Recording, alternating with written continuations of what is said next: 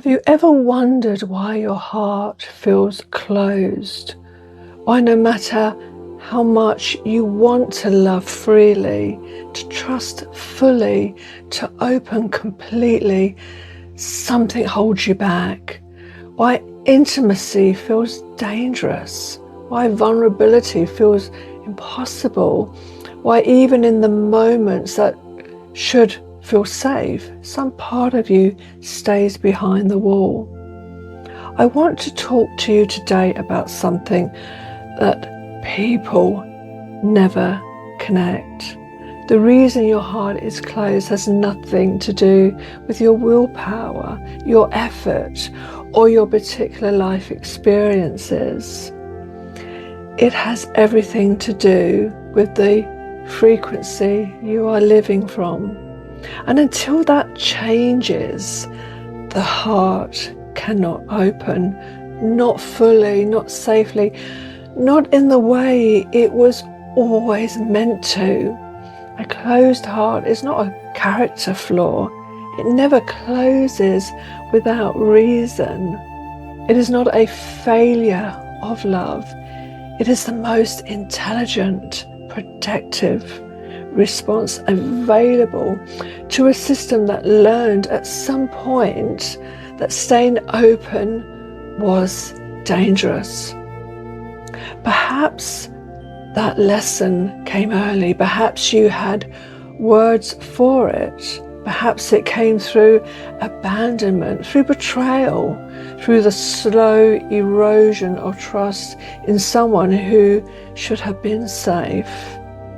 Perhaps you do not even know exactly when it happened, but the heart remembers everything. And when it has been hurt enough times, when the pain of staying open has outweighed the pain of closing, it does what any intelligent system does. It protects itself. The walls go up.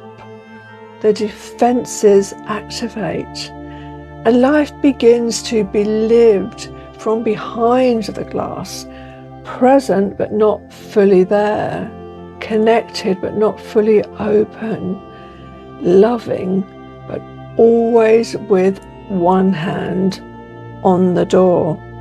Welcome. I'm Sandy, soul-led, root-caused, obsessed founder of the Heart Method, healing at the root, not the surface.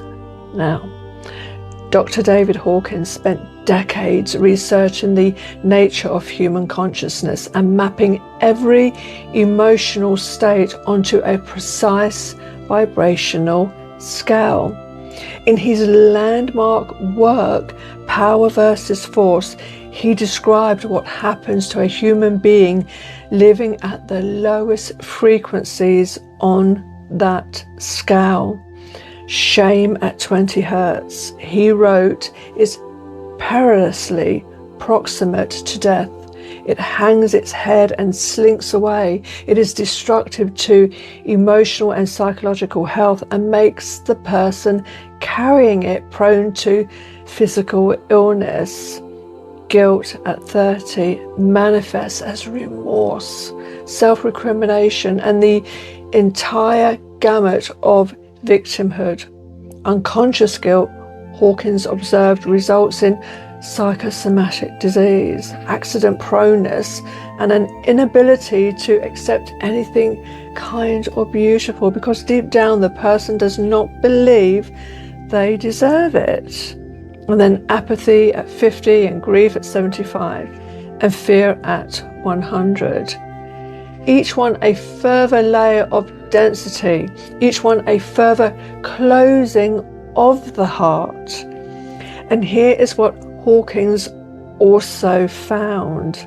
At the time of his research, the average level of human consciousness had been sitting below 200 for centuries, and approximately 85% of the world's population still calibrates below that threshold today. 85% of humanity.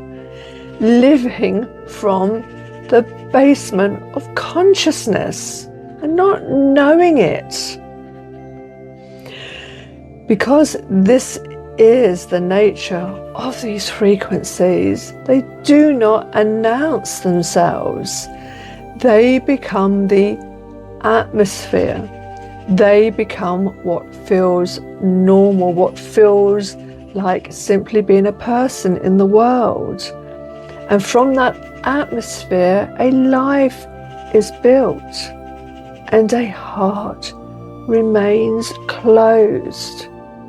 Here is what I have come to understand, both through my 30 years of healing and through the hundreds of clients I have worked with. The heart does not close without reason. It closes because it has to. The heart has its own specific intelligence system. When shame lives in the system, the heart cannot open, because to open is to be seen, and to be seen when shame is present feels like annihilation. The message of shame is who I am is fundamentally unacceptable, and so the heart learns to hide. When guilt is the baseline frequency, the heart cannot open, because to receive love, to allow yourself to be fully cherished, when you believe at the deepest level that you are somehow wrong, feels unbearable, undeserved, even dangerous. And when grief has never been witnessed or released, the heart cannot open. It is bracing, holding, protecting the unhealed wound from any further loss. When fear is the chronic state of the nervous system, the heart cannot open, because openness to a nervous system wired for threat is exposure, and exposure is danger. These frequencies, shame, guilt, apathy, grief, and fear, do not just affect the emotional body, they become the core frequency of the entire system. And that core frequency acts as an attractor beacon.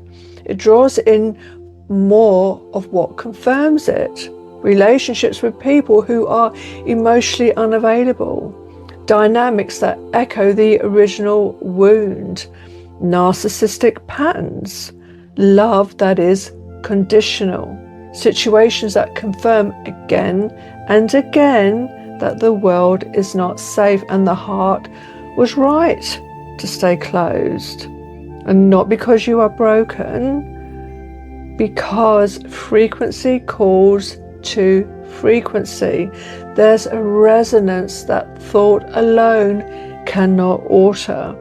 And until that core frequency changes, the attractor field does not change. And here is what nobody tells you. The heart cannot be forced to open. It cannot be willed to open.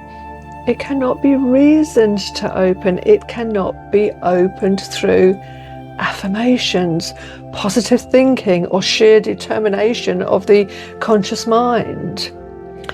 Because the closing of the heart is not a conscious decision, and the opening of it cannot be either. It is an energetic process. What needs to happen is alchemy. The fragmented parts of the self, those aspects of us that broke away at the moments of the deepest wounding, carrying the shame, the grief, the terror that was too great to hold in the main personality, must be found, gently retrieved, cleared of the density they have been carrying, and lovingly integrated back into wholeness. When this happens, something changes at the level of the energy body itself. The lower three chakras, The root, the sacral and the solar plexus, where the densest survival-based frequencies are stored, begin to clear. The density that has been held in these energy centers begins to lift. And as it does, something remarkable happens. The heart chakra, the fourth center, the bridge between the lower and higher aspects of our being, begins tentatively and gently to soften. Not because it is told to, because it is finally receives the signal it has been waiting for. It is safe now. You can open. Hawkins placed love at 500 hertz on the map of consciousness, and he was precise about what love is at this frequency. It is not the romantic love of the movies and longing. It is not the conditional love of earned approval. At 500, love is a state of being, a frequency that the heart inhabits as its natural home, a way of moving through the world that is open, compassionate, and genuinely free. He described this level as one where lives can transform for the better, where the individual begins to see others as themselves, where healing occurs naturally as the result of the frequency being held. This is not a distant aspiration reserved for saints and spiritual masters. This is the natural state of a heart that has been allowed to finally come home. And it begins not with more effort, but with less density. So what can you do right now, today? Here are 3 things I know from both lived experience and clinical practice that genuinely support the gradual opening of the heart. Tip 1. Stop trying to open your heart and start clearing what is closing it. The heart opens as a natural consequence of the density beneath it being released every time you address a layer of shame, guilt, grief, or fear, not by suppressing it, not by bypassing it spiritually, but by going to its energetic root and clearing it. You create more space for the heart to breathe. You do not build an open heart, you uncover it.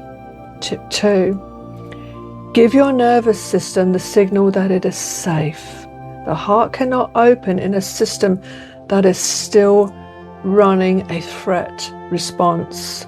Practices that genuinely regulate the nervous system, slow breathing, stillness, time in nature, moments of genuine safety, give the body the signal it has been waiting for, not as a cure, but as a consistent, gentle message.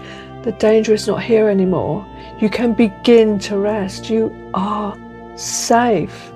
And tip 3, stop choosing relationships that confirm the wound.